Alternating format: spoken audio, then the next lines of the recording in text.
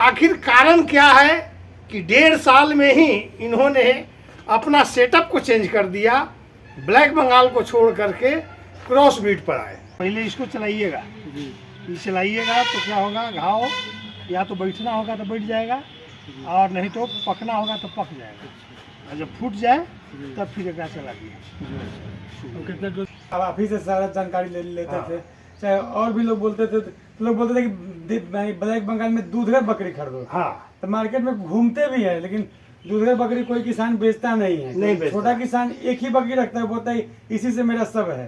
कहने का मतलब कि दूध के अभाव के कारण इनका 1.5 साल का जो मेहनत था वो पानी के तरह बुलबुला आया और बुलबुला फूट गया, यानी कि नो प्रॉफिट, तो ये लॉस हुआ। 1.5 साल खिलाना पड़ा घर से, 1.5 साल घर से खर्च किए, मेहनत किए और प्रॉफिट 0।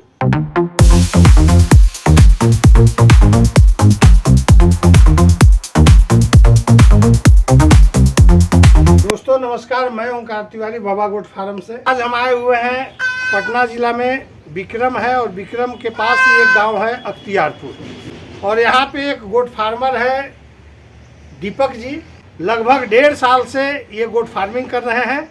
ब्लैक बंगाल से इन्होंने फार्मिंग शुरू किया था, लेकिन जब 1.5 साल के बाद मैं यहाँ पहुँचा हूँ तो इनके पास सारी बकरियाँ चेंज है। लगभग सभी बकरियाँ क्रॉस ब्रीड की है, कुछ बर्बरी भी है तो कुछ क्रॉस है, कुछ ब्लैक बंगाल भी है। तो आखिर कारण क्या है कि 1.5 साल में ही इन्होंने अपना सेटअप को चेंज कर दिया, ब्लैक बंगाल को छोड़ करके क्रॉस ब्रीड पर आए।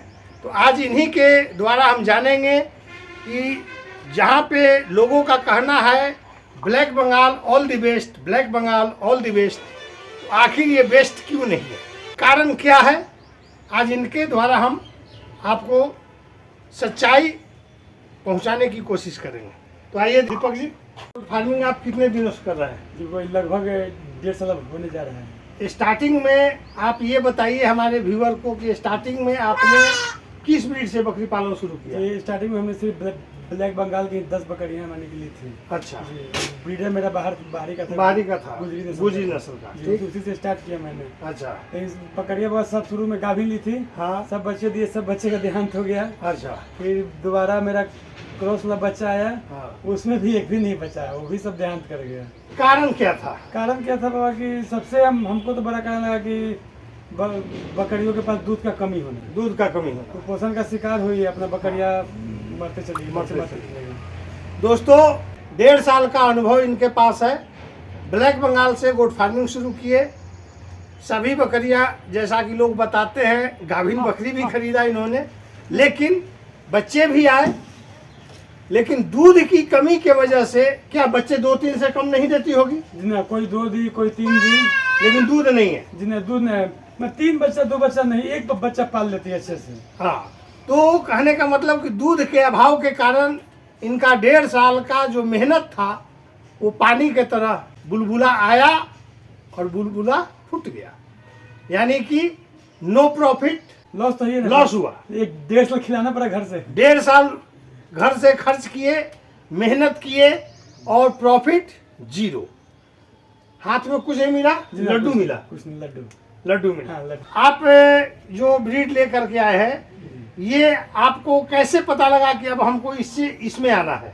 नहीं वो जैसे तो अब तो हम तो शुरू से ही आप ही से सारा जानकारी ले लेते थे, चाहे और भी लोग बोलते थे कि ब्लैक बंगाल में दूधगर बकरी खरीदो। हाँ, तो मार्केट में घूमते भी है, लेकिन दूधगर बकरी कोई किसान बेचता नहीं है। नहीं बेचता। छोटा किसान एक ही बकरी रखता है, बोलता है इसी से मेरा सब है। तो सर बाबा जहाँ भी हम फिर फार्म वार्म भी घूमने लगे, जहाँ हम पहले अपनी बकरियां को हटाए, मेरे पास 5 ब्लैक बंगाल बकरियां हैं पहले वाली, जो बच्चा दी थी, अभी मैं बच्चा उसका है। और फिर मैंने 5 को हटा दिया, वो भी कसाई को ही बेचना पड़ा, और कोई लिया नहीं तो कम दाम में 9 पौने भाव में बेच दिए। फिर अपना घूम के बाबा अपना बकरियां फिर खरीदे, अच्छे बकरियां। जब तक क्रॉस ब्रीड पे आप नहीं आएंगे, जिस तरह से गाय को हम देसी नस्ल से संकर नस्ल में ला करके अच्छा दूध उत्पादन कर रहे हैं, ठीक उसी प्रकार क्रॉस ब्रीड बकरी से हम अच्छे नस्ल की प्राप्ति कर सकते हैं, अच्छा दूध प्राप्त होगा, तो हमारा बच्चे का मोर्टलिटी दर कम हो जाएगा और हमारा फार्म ग्रो करेगा, न कि ब्लैक बंगाल से। आपने कभी खस्सी बेचा? जी नहीं, एक बेचा था। एक बेचा था। तो अगर एक ब्लैक बंगाल का आपका अनुभव है, जी तो एक ब्लैक बंगाल को अगर आप खस्सी करते हैं जी। तो लगभग कितने दिन के बाद वो कितना रेंज में बिकेगा?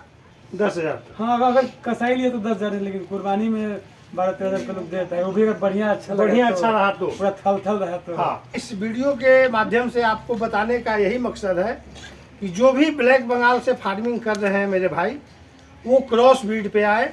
क्रॉस ब्रीड में आने वाला जो बकरी का आपका जनरेशन होगा उसमें दूध ज़्यादा मिलेगा। दूध ज़्यादा होगा तो आपके फार्म के बकरियों का जो बच्चा आएगा उसकी मोर्टलिटी दर कम हो जाएगी, और जब मोर्टलिटी दर कम होगी तो आपको प्रॉफिट अच्छा होगा। आपके पास अभी जो 2 मेमने आपने आज बधिया भी करवाया, जी जी। तो ये दोनों तो उसी गुजरी के बच्चे हैं, हाँ, गुजरी के। ब्लैक बंगाल से हैं। जी black Bengal to black Bengal बच्चा आता है, जी।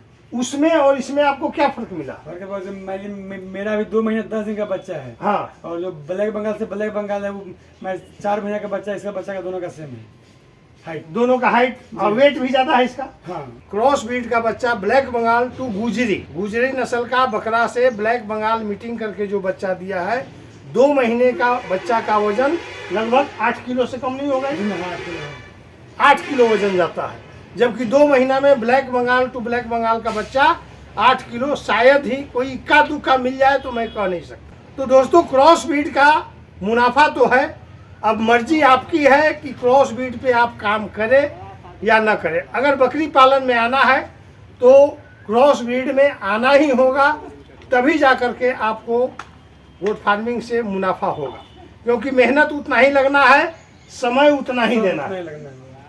तो आखिर हम 15 महीना क्यों इंतजार करें, हम 5 महीना में उस चीज़ को प्राप्त करें। आपको छोटी सी जानकारी कैसी लगी कमेंट करके ज़रूर बताएंगे, और cross breed all the best, मैं तो यही कहूँगा। फिर मिलते हैं किसी नई जानकारी के साथ। जय हिंद, जय भारत।